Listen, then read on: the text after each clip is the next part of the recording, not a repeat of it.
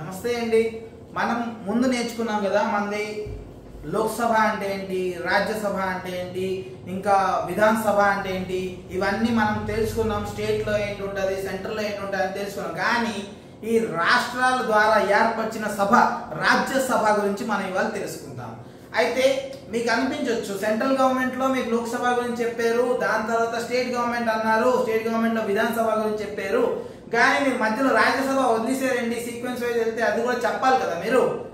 చూడండి, అది మీకు అర్థం అవ్వాలి. మన రాజ్యసభ మీకు అర్థం కావాలి అంటే మీరు ఫస్ట్ అండ్ ఫార్మోస్ట్ మీకు లోక్సభ ఇంకా విధానసభ అర్థమైనప్పుడే మీకు ఈజీగా రాజ్యసభ అనేది అర్థమవుతుంది. అందుకే నేను ఫస్ట్ లోక్సభ ఇంకా విధానసభ చేశాను, ఇప్పుడు మీకు రాజ్యసభ చెప్పడానికి వచ్చాను. చూడండి, మీకు ఒకవేళ ఇప్పటికి కూడా మీకు ఏమైనా డౌట్స్ ఉన్నాయి, క్లారిటీ లేదు అని అంటే ఫస్ట్ మీరు లోక్సభ ఇంకా విధానసభ వీడియో చూడండి. అది మీకు అర్థమైన తర్వాతే మీరు వస్తే నేను మీకు ఈజీగా చెప్పగలను రాజ్యసభ అంటే ఏంటి. మీకు అర్థం అయినప్పుడు మళ్ళీ ఈజీగా మీకు అర్థమైపోతుంది రాజ్యసభ అంటే ఏంటి. రాష్ట్రాల ద్వారా ఏర్పరిచిన సభ రాజ్యసభ. సో ఈ రాజ్యసభ అంటే ఏంటి, ఇది అసలు ఎలా వచ్చింది అనేది మనం తెలుసుకోవాలి అంటే చిన్న ఎగ్జాంపుల్ తెలుసుకుందాం.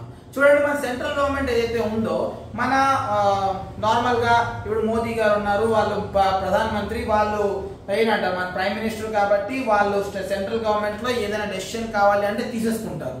ఓకే, కానీ మన స్టేట్ సీఎం ఏం తక్కువ? మన స్టేట్ 7 కోట్ల మందికి రిప్రజెంట్ చేసే ఒక సీఎం మామూలా, అసలు అతనికి పవర్ లేదా అనే డిస్కషన్ వచ్చినప్పుడే వాళ్ళు ఏంటి అనుకున్నారంటే, సెంట్రల్ లెవెల్లో చూసుకునేటప్పటికి లోక్సభకి మనం ఎంపీలు పంపిస్తున్నాం, మనం ఓటేస్తున్నాం కాబట్టి ఓకే మీది అది ఉన్ని ఎలాగుందో అలాగే ఉంది లోక్సభ అనేది. కానీ దాన్ని లోవర్ హౌస్ అని చెప్పండి. ఇంకో హౌస్ ఒకటి, మీరు పార్లమెంట్ లో రెండు సభలు ఉంటాయి, ఒకటి లోక్సభ ఇంకోటి రాజ్యసభ. లోక్సభ ఏదైతే ఉందో అది డైరెక్ట్ గవర్నమెంట్, కానీ మనం చేసేది ఇంకోటి, అదొక రాజ్యసభ ఏదైతే ఉందో ఆ రాజ్యసభ మనం చేసేటప్పుడు మనం ఏం చేస్తాం, రాజ్యసభ గురించి మనం స్టేట్స్ హెల్ప్ తీసుకుంటాం. స్టేట్స్ హెల్ప్ ఏం తీసుకుంటాం, స్టేట్ గవర్నమెంట్ ఏదైతే ఉందో లేదంటే స్టేట్ లో ఎమ్మెల్యేస్ ఎవరైతే ఉన్నారో ఆ ఎమ్మెల్యేస్ ఓటేసి గెలిపిస్తారండి మన రాజ్యసభలో ఎంపీలకి. అందుకే దీన్ని రాష్ట్రాల ద్వారా ఏర్పరిచిన సభ రాజ్యసభ అని కూడా అంటారు. సో రాజ్యసభ అంటే ఏంటి, రాజ్యసభ అంటే స్టేట్స్ లో ఉన్న ఎమ్మెల్యేస్ ఓట్ చేసి ఎంపీలని పంపిస్తారు. ఆ ఎంపీలు మన కంట్రీ ఎలా నడాలి అనే దాని మీద డెసిషన్స్ తీసుకుంటారు. ఆల్రెడీ లోక్సభ ఏదైతే ఉందో అందులో డెసిషన్స్ మనోలే తీసుకుంటారు, కానీ వాళ్ళు కరెక్ట్ చేసేరా లేదా, మన రిప్రజెంటేషన్ కూడా ఏమైనా ఉంటాయి కదా స్టేట్ గవర్నమెంట్ ది. అందుకే రాజ్యసభని కూడా ఇంకోసారి చెక్ చేయడానికి, మళ్ళీ అక్కడ బిల్ కరెక్ట్ గా డిస్కషన్ అయిందా లేదా అనేది కూడా చూసుకొని మళ్ళీ రాజ్యసభలో డీటెయిల్డ్ గా మళ్ళీ డిస్కషన్ కూడా పెడతారు. ఏదైనా బిల్లు ఎప్పుడైనా పాస్ అయితే 2 సభల్లోన పాస్ అవ్వాలి. అది లోక్సభ రాజ్యసభ.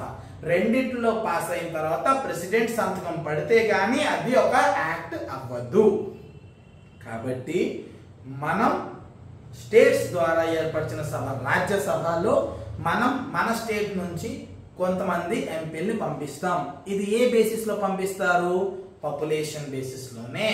ఎలా అయితే పాపులేషన్ బేసిస్ లో మనం లోక్సభకి ఎంపీలు పంపిస్తామో అలాగే ఒక్కొక్క స్టేట్ కి దాని పాపులేషన్ ప్రకారం ఇంతమంది ఎంపీలు అని ఒక కోటా నిర్మిస్తారనమాట.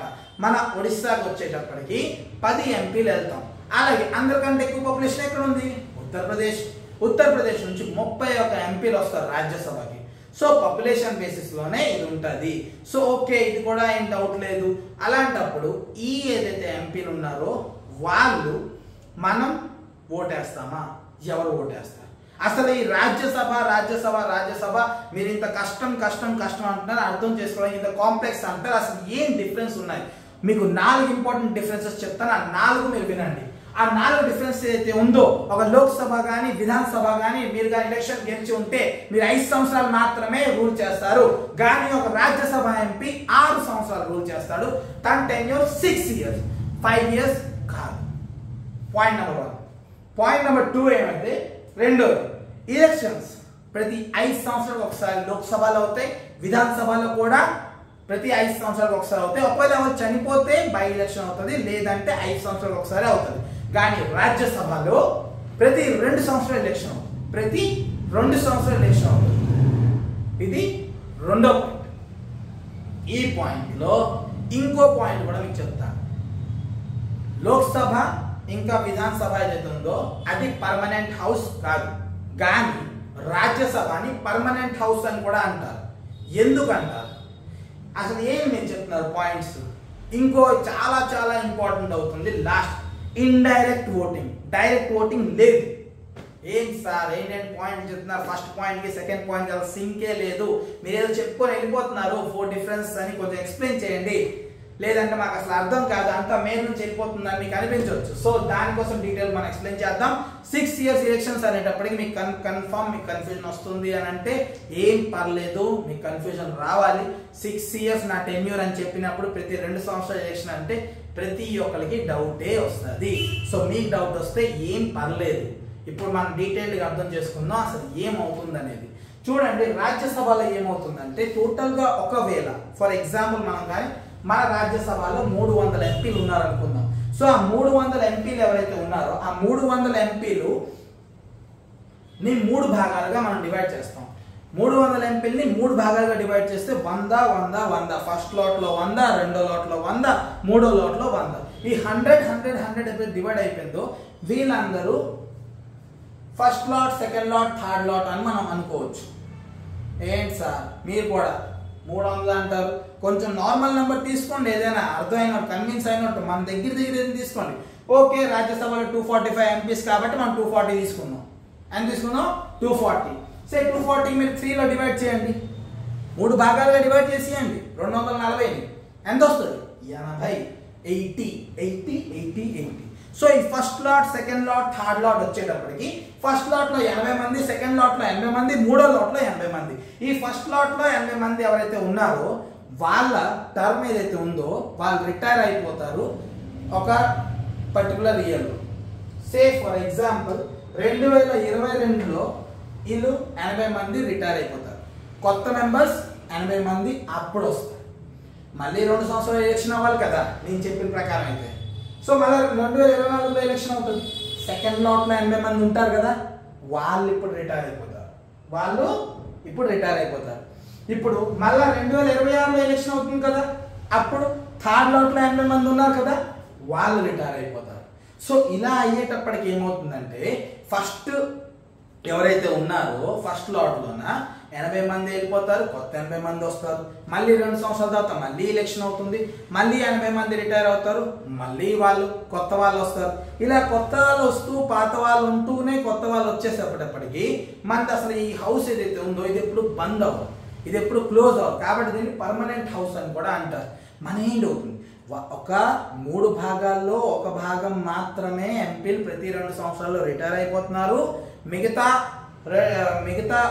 మిగతా వాళ్ళు ఇంకా కంటిన్యూ చేస్తూనే ఉంటారు. ఓకే ఇలా అయితే ఏమవుతుందంటే ఇప్పుడు ఇది ఏదైతే ఉందో ఈ మొత్తం సభ ఎప్పుడు క్లోజ్ అవ్వదు. అదే లోక్సభ కానీ విధానసభ అనుకోండి, మంది ఒక పర్టికులర్ ఎలక్షన్స్ అనౌన్స్ అవ్వక ముందే మంది మొత్తం వాళ్ళ ఎమ్మెల్యే ట్యాక్స్ అన్ని తీసేసుకుంటారు. దాని తర్వాత మళ్ళీ ఫ్రెష్గా ఎలక్షన్స్ అవుతాయి, అందరు ఎమ్మెల్యేలు ఎలక్షన్ కంటెస్ట్ చేస్తారు, ఎవరెవరు గెలుస్తారో వాళ్ళు కొత్తగా వచ్చి మళ్ళీ పార్టీలో నించుంటారు, వాళ్ళు గవర్నమెంట్ ఫామ్ చేస్తారు అన్న అవుతుంది. కానీ ఇందులో అలా కాదు, ఇందులో ప్రతి 2 సంవత్సరాలకు ఒకసారి ఎలక్షన్ అవుతుంది.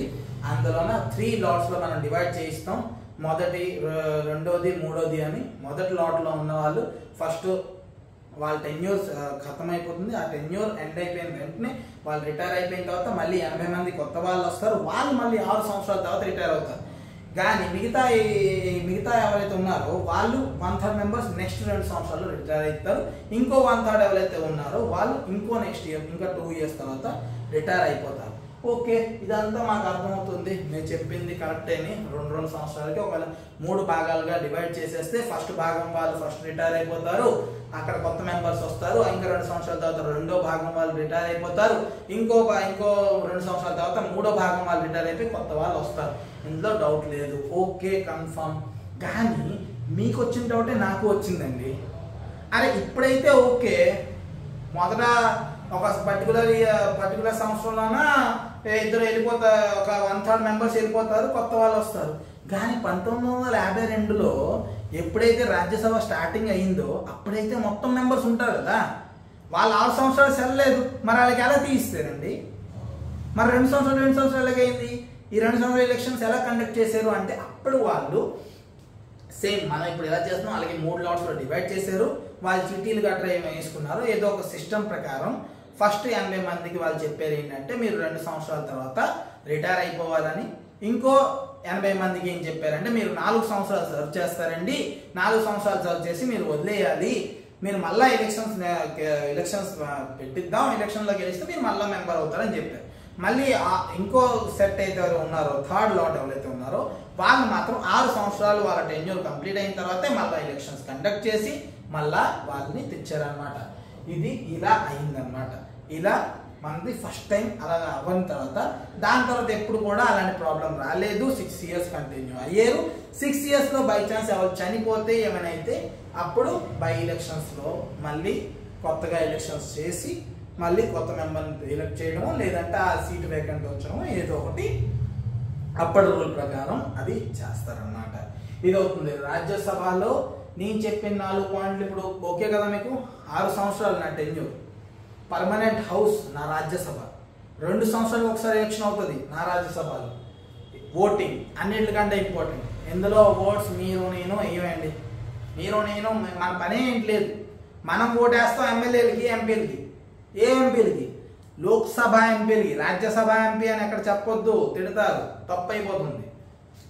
సో మనం ఓటేస్తాం ఎంపీలకి, కానీ లోక్సభ ఎంపీలకి. అయితే రాజ్యసభలో ఎలక్షన్ అన్నారు, ఓటేస్తారన్నారు, గెలుస్తారన్నారు, అదంతా ఎలాగండి? అదంతా ఎలా అవుతుందంటే విధానసభలో కూర్చున్న మన ఎమ్మెల్యేలు, మనం ఎవరిని ఓటేసామో ఆ ఎమ్మెల్యేలు మన రాజ్యసభకి ఎవరిని పంపించాలనే దాని మీద ఓట్స్ వేస్తారు. ఆ ఓట్స్ లో ఎవరైతే గెలుస్తారో వాళ్ళు మాత్రమే రాజ్యసభలో ఎంపీ అవుతారు. మీకు అర్థమైంది అనుకుంటున్నాను. మనం ఓట్ ఇక్కడ వేయము. మనం ఓటేసి గెలిపించిన ఎమ్మెల్యేలు మన స్టేట్ నుంచి ఎవరైతే రాజ్యసభలో ఎంపీ అయితే బాగుంటుందని వాళ్ళ క్యాండిడేట్ని చూస్ చేసి వాళ్ళు మన స్టేట్ నుంచి ఎంతమందినైనా పంపిస్తారు. సో ఇదేమైనా ఫిక్స్డ్ ఉందా? అవునండి, ఫిక్స్డ్ ఉంది. మా ఒడిస్సా స్టేట్కి అయితే 10 ఎంపీలు వెళ్తారు రాజ్యసభకి.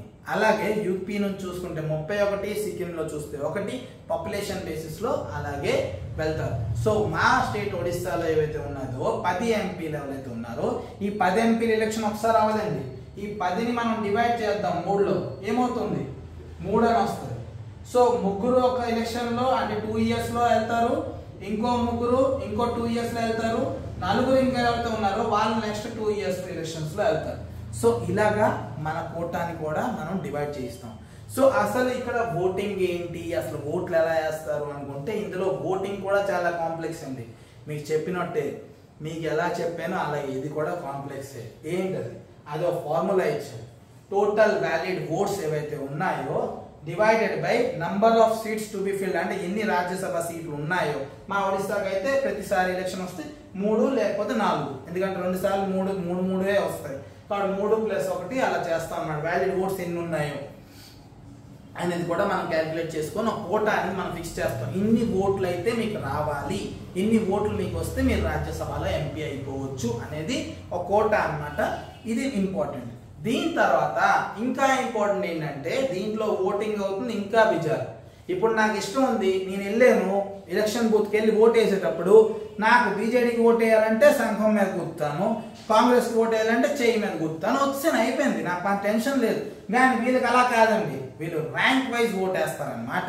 ర్యాంక్ 1, ర్యాంక్ 2, ర్యాంక్ 3, ర్యాంక్ 4 అలా ఎన్ని మంది క్యాండిడేట్లు ఉంటే అన్ని మందికి ర్యాంక్ వైజ్ ఓట్ వేస్తారనమాట. ఈ ర్యాంక్ వైజ్ ఓట్ వేయడం వల్ల ఏమవుతుందంటే ర్యాంక్ 1 వాల్యూ ఆఫ్ ఓట్స్ వేరే ఉంటుంది, ర్యాంక్ 2కి వాల్యూ ఆఫ్ ఓట్స్ వేరే ఉంటుంది, ర్యాంక్ 3కి వాల్యూ ఆఫ్ ఓట్స్ వేరే ఉంటుంది. అలాగా వాల్యూ ఆఫ్ ఓట్స్ ఏదైతే ఉంటుందో ఎన్ని ఓట్స్ వస్తున్నాయో అనేది మనం ఫస్ట్ సెలెక్ట్ చేస్తాం అన్నమాట. దాని ప్రకారం ఒక మనిషి రాజ్యసభలో ఎంపీ అవుతారు.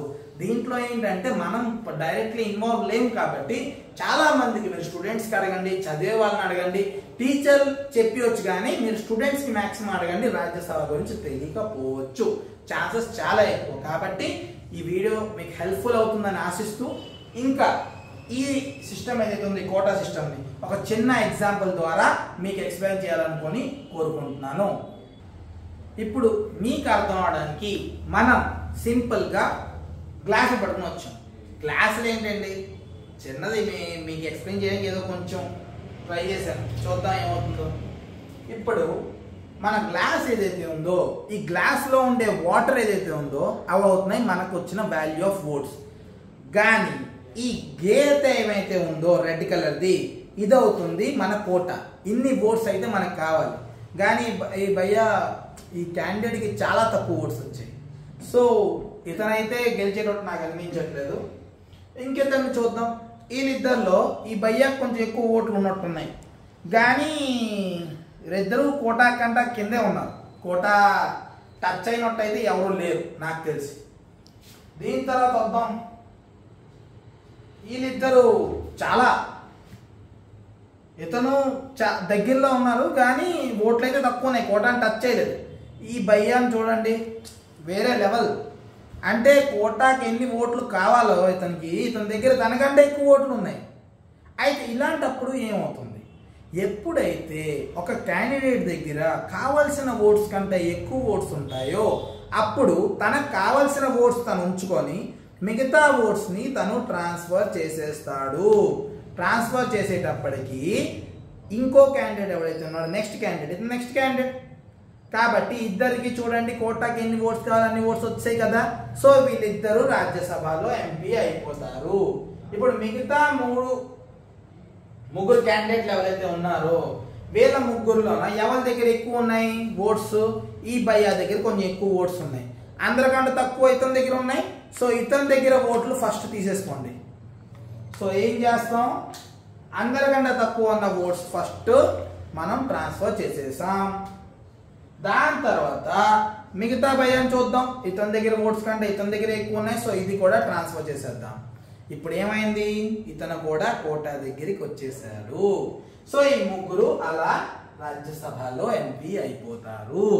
ఇందులో ఏమీ పెద్దగా కన్ఫ్యూజన్ ఉండకూడదు. ఈ ఫార్ములాలు ఇవన్నీ మీకు ఎవరు క్వశ్చన్లు అడగరు, కాబట్టి ఈ ఫార్ములా అంత డీటెయిల్గా వెళ్ళాల్సిన అవసరం అయితే లేదు. కానీ మీరు అర్థం చేసుకోవాల్సిన విషయం ఏమంటే ఈ కోటా ఫుల్ అయితేనే మీరు రాజ్యసభలో ఎంపీ అవుతారు, లేదంటే అవ్వరు. ఇంకా చాలా ఇంపార్టెంట్ విషయం ఏమంటే మనం రాజ్యసభ డిఫరెంట్, ఎందుకంటే దీంట్లో మెంబర్స్ 6 years ఉంటారు. రాజ్యసభ ఒక పర్మనెంట్ హౌస్. రాజ్యసభలో ఎలక్షన్స్ ప్రతి 2 సంవత్సరాలకు ఒకసారి అవుతుంది. రాజ్యసభలో ఇండైరెక్ట్ ఓటింగ్ అవుతుంది. ఇంకా ఇంపార్టెంట్, ఓన్లీ 1/3 అంటే 3 భాగాల్లో 1 భాగమైన మెంబర్స్ మాత్రమే రిటైర్ అవుతారు. ప్రతి 2 సంవత్సరాల్లో కొత్త మెంబర్స్ మళ్ళీ వస్తారు. ఈ మెయిన్ పాయింట్స్ మీకు కానీ గుర్తుంటే రాజ్యసభలో పెద్దగా చెప్పుకోవడానికి ఇంకేం లేదండి. మీకు అర్థమైందని ఆశిస్తూ ధన్యవాదాలు.